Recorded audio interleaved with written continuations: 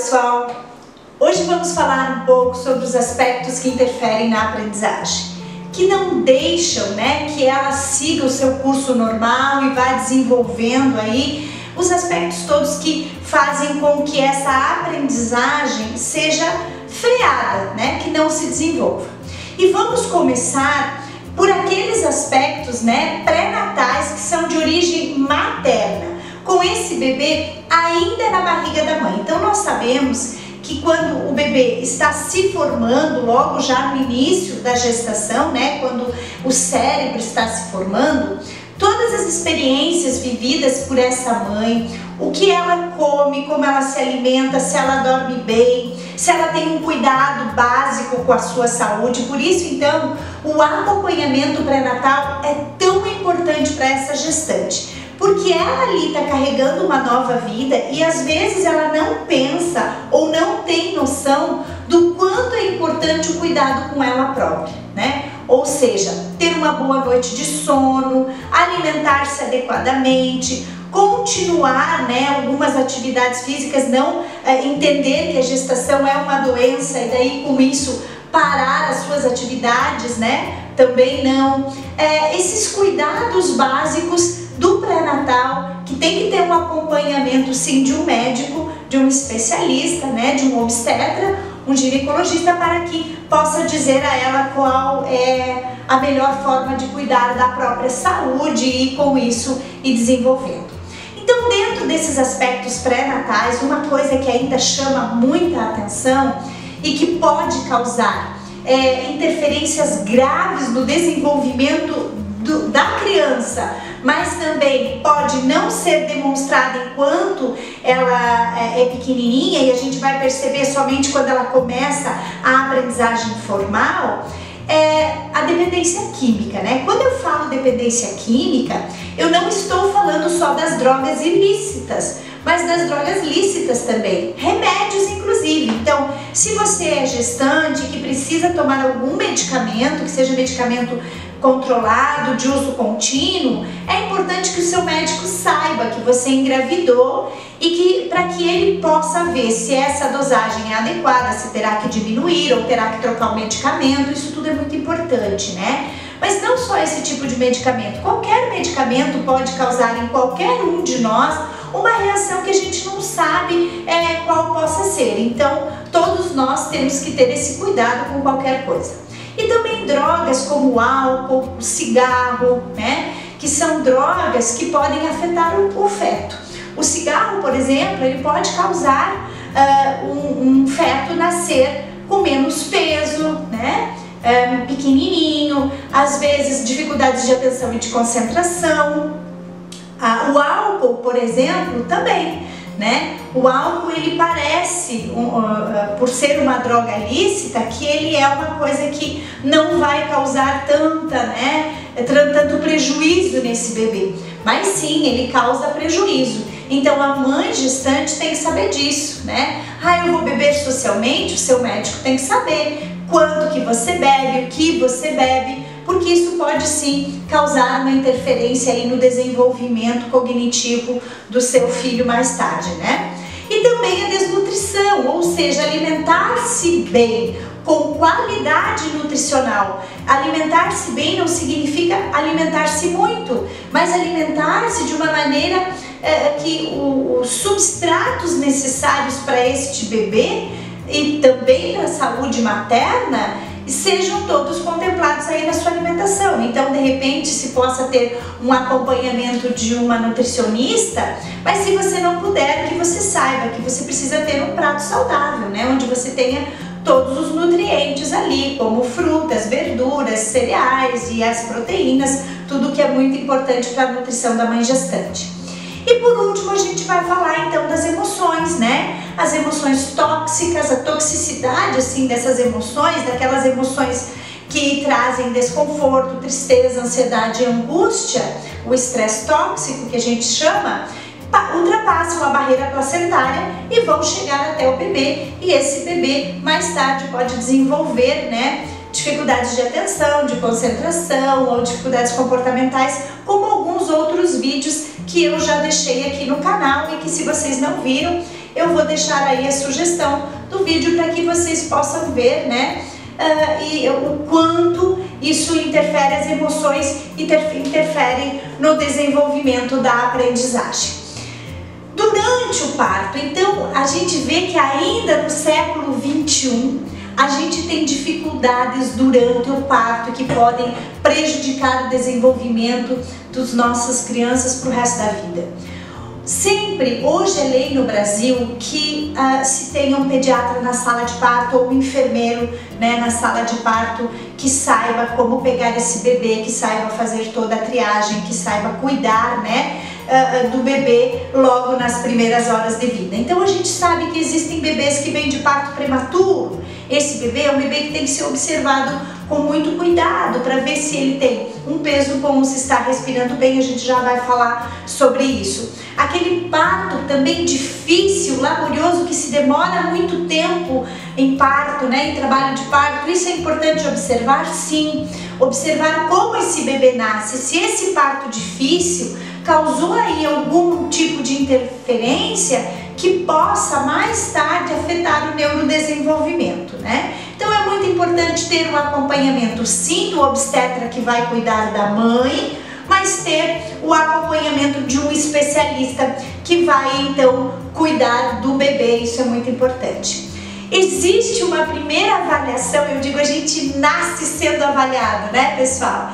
Existe uma primeira avaliação que é feita logo no primeiro minuto de vida do bebê, que está lá na carteirinha de saúde. Vocês podem pegar a carteirinha de saúde do bebezinho de vocês, que é uma notinha, né, do Apgar, que é dado no primeiro e no quinto minuto de vida do bebê.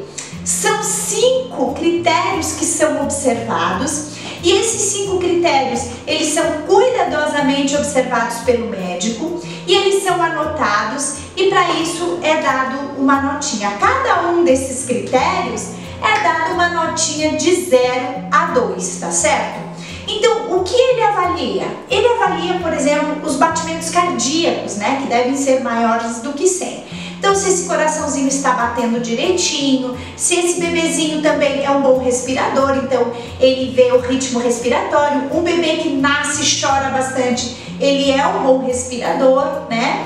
O tônus muscular, né? Se essa criança tem um bom tônus, se ela tem essa força muscular, se ela tem movimentos ativos, se ela não está flácida, molenguinha, né? A cor, se essa criança não oscila entre ficar cianótica, que a gente chama roxinha, né? Ou extremamente pálida, né? Porque aí a gente pode pensar que nós temos um sofrimento fetal aí, que teve um sofrimento fetal e que esse bebê nasceu e está em sofrimento. E as reações do bebê quando está sendo examinado, a passagem do catéter para aspirar as secreções do narizinho e a boquinha, se ele espirra, se ele chora, se ele tem reação. Então, a cada um desses 5 itens é dada uma notinha de 0 a 2. Se tá tudo certinho, provavelmente essa criança vai ter uma nota 10, uma nota 9, né? Abaixo de 7 no primeiro minuto, a gente já fica alerta.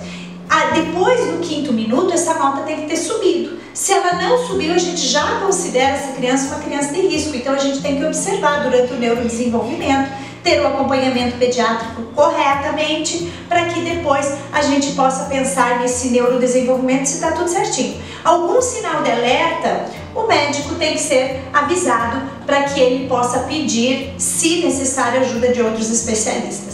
E tem toda a triagem neonatal, teste da orelhinha, teste da linguinha, teste do olhinho, teste do coraçãozinho, né? São todos os testezinhos que são feitos aí na triagem neonatal, especificamente também o teste do pezinho, né, que ele avalia várias patologias e síndromes e dificuldades aí que essa criança possa ter. Então, toda essa triagem neonatal é muito importante que seja feito para que a gente garanta que esse bebê está tudo ok e que ele vai seguir o seu curso de neurodesenvolvimento de uma maneira tranquila, tá? E aí depois, durante o desenvolvimento, né? Bom, o bebê estava tudo certo com a mãe gestante, a gestação dela foi normal, tudo certinho, sem nenhuma intercorrência, o parto aconteceu tudo certinho, não tivemos nenhum problema de parto. E agora, durante o desenvolvimento, o que pode causar uma dificuldade para essa criança aprender? Doenças infantis, por exemplo, sarampo, meningite, rubéola, todas essas doenças infantis. Por isso é importante sempre o acompanhamento de um pediatra, manter, né, toda a carteirinha de vacinas em dia, ter esse cuidado, porque a gente sabe que às vezes são doenças que podem afetar a criança e poderiam ser evitadas se essa criança tivesse o acompanhamento de um médico, de um pediatra, que é o especialista. A toxoplasmose, por exemplo, né, que também é uma doença que pode afetar, as pessoas dizem o bichinho do porco, né, na cabeça, mas é importante que se faça essa avaliação, sim. Então tudo isso tem que ser cuidadosamente observado para que a gente tenha esse cuidado de que se a criança tenha qualquer tipo de intercorrência aí. Para vocês terem uma ideia, uma criança que tem rinite, sinusite, otite de repetição, ela pode ser uma criança bastante prejudicada no seu desenvolvimento da aprendizagem. Porque ela pode ser uma criança mais desatenta, sonolenta, com dificuldade respiratória por respiração oral, né? Isso é importante observar, sim. Se você tem um aluno ou se seu filho, né, tem essas dificuldades, por exemplo, porque são doenças respiratórias e que ele precisa constantemente de uso de medicamentos, a gente já sabe que isso pode causar, sim, dificuldades de foco, de atenção, de concentração e memória. Transtorno primário do sono também, que pode interferir de maneira significativa porque a criança não dorme bem à noite, né? Passa a noite às vezes tendo pesadelos, chorando, não tem um sono reparador e no outro dia terá dificuldade de manter-se alerta, de atenção, de concentração, às vezes agitada, com comportamentos inadequados. Um outro fator é a desnutrição infantil. O que é isso? Hoje a gente sabe que é muito difícil as crianças terem uma alimentação adequada com os nutrientes necessários que vão facilitar e auxiliar o desenvolvimento da aprendizagem. Muitas vezes comem comidas prontas, industrializadas, não ingerem os nutrientes necessários. Ou mesmo a desnutrição por falta de alimentação, né? Crianças que não recebem alimentos suficiente para nutrirem-se, né? A gente sabe que a gente tem um período em que essa nutrição é necessária, até por volta de 10 anos, por exemplo, é um período muito importante, né, para que os nutrientes sejam realmente um substrato necessário para este cérebro. Talvez depois disso vai ficar mais difícil suplementar. Então, muitas vezes nós recebemos nas escolas crianças desnutridas e que elas já vêm com prejuízo gigantesco na sua cognição, na sua aprendizagem e, por que não dizer, no seu neurodesenvolvimento, tá? E aí o ambiente. Muitas vezes o ambiente, ele durante o desenvolvimento, ele não dá o estímulo adequado para que essa criança aprenda. Às vezes ambiente em que a criança fica muito tempo em frente à televisão ou muito tempo brincando sozinha com os próprios brinquedos, não tem a intervenção de um adulto, não tem os estímulos necessários para que ela desenvolva a sua aprendizagem e vá aprendendo e tendo experiências, né? Porque o ambiente, ele proporciona experiências de aprendizagem, subir, descer, escalar, alimentar-se com a própria mão, segurar a mamadeira, a retirada de fraldas, depois andar de bicicleta, ler, escrever, calcular, tudo isso que é favorecido pelo ambiente, tá certo? Depois nós vamos falar dos aspectos que são aspectos sociais, né? Então, quais são esses aspectos? São os aspectos mesmo de familiares, por exemplo, quais as expectativas sociais dentro do ambiente familiar, ou seja, o que essa família entende como sendo importante para a aprendizagem dos seus filhos. Muitas vezes a gente vê famílias que querem que os filhos aprendam além do que é próprio da sua idade, ou ao contrário, querem alguém que somente cuide dos seus filhos e se aprender ou não aprender, isso também não é importante. E o que aprender também, né? Hoje a gente sabe que foi se deixado de lado, muitas vezes, a aprendizagem de conceitos básicos importantes, como ler, escrever bem, calcular, aprendizagens que são importantes. Então a gente recebe pais que dizem: meu filho sabe tudo de computador, ele sabe ligar o computador e jogar, mas é isso que ele sabe. Isso de repente a nível de convivência, independência e autonomia, para ele naquele momento da vida não lhe vai trazer nenhum benefício. Então isso é bastante importante. Os aspectos também da comunidade escolar, né? Ou seja, quando a gente tem ali os aspectos pedagógicos, os aspectos didáticos que não permitem que o aluno aprenda da maneira como deveria. Porque a gente entende que aplicar a mesma didática, a mesma metodologia para todos, todos vão aprender igualmente. E às vezes não, às vezes a gente tem alunos que precisam de uma didática diferente, de uma didática ou uma organização diferente, um material pedagógico diferente, uma postura do professor que seja diferente, né? Então é importante a gente ficar alerta, nós que somos da comunidade escolar, para que a gente veja se a nossa metodologia, se a nossa didática está realmente fazendo com que o nosso aluno aprenda. Porque se o nosso aluno não estiver aprendendo, nós temos que mudar a metodologia e a didática. Porque a dificuldade está no aluno, mas não é culpa dele. E se for, especialistas nessa área somos nós. O aluno não é o especialista, não é verdade?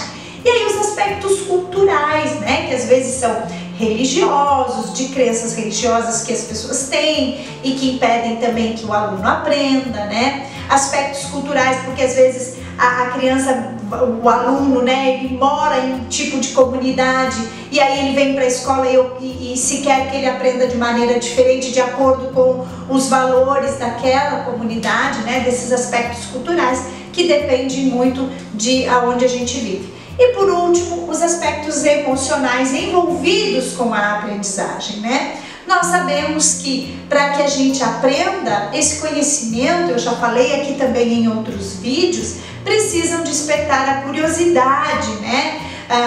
Tem que ter um desafio, tem que ser útil para a vida do aluno. Porque aí sim, esse tipo de aprendizagem, ela vai mudar esse cérebro, porque ela cria aí novos circuitos que serão duradouros. Porque se eu aprendo somente para resolver um exercício na escola ou para responder a pergunta da professora, pode ser que amanhã eu já esqueci, porque isso não tem utilidade para a minha vida. Então esses aspectos que eu falei para vocês agora são aspectos que às vezes passam despercebidos, a gente não foca neles, entende que a dificuldade está somente no aluno ou somente na didática, né, na escola, e não percebe que tem muitas coisas por trás aí que nós temos que observar. Então, se o seu aluno, se o seu filho apresenta alguma dificuldade na aprendizagem, volte lá na barriga da mãe e veja como é que foi todo esse processo até o momento que ele se encontra. E se possível, né, peça ao professor que faça aí uma avaliação de nível de desenvolvimento da aprendizagem escolar acadêmica para saber que nível que ele se encontra e a partir daí fazer a intervenção. Então, pessoal, hoje eu queria realmente falar com vocês sobre esses aspectos para que vocês fiquem alertas a eles, né, para poder ajudar os alunos de vocês. Se vocês gostaram do vídeo, eu peço que vocês compartilhem com outros profissionais da educação, da saúde, né? E que também vocês ativem aí o sininho para as notificações, né? Não esqueçam de se inscrever no canal e deixarem nos comentários se vocês gostaram do vídeo, qual é a sua opinião, se vocês alguma vez já se depararam com esse tipo de aspecto interferindo a aprendizagem das crianças, dos alunos aí, tá certo? Um grande abraço e até a próxima!